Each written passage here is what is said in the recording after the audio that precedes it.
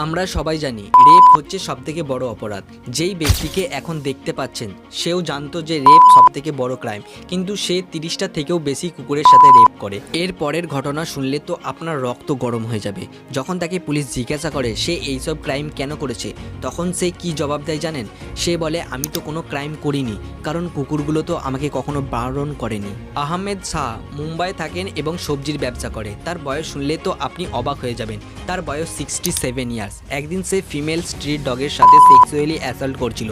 তখন একটা এনজিওর ছেলে তার ভিডিও বানিয়ে ফেলে আর ভিডিওটা পুলিশের কাছে দিয়ে দেয়। সেখানে পরিষ্কার দেখা যাচ্ছিল এক ব্যক্তি কুকুরকে রেপ করছিল, আর পুলিশের ছানবিন করে দেখে এই ব্যক্তি খাবার দেওয়ার নাম করে তাকে কাছে ডাকে এবং তখনই সেক্সুয়ালি অ্যাসল্ট করে। আর ধরা পড়ে গেলে তার একটাই কথা, আমি তো কিছু করিনি, এই কুকুরগুলো তো আমাকে কোনোদিনও বারণ করেনি। মানে কি বলবো, এই দেশে কোনো মানুষ তো সেফ নয়, কিন্তু এবার বলতে হবে এই নির্বাক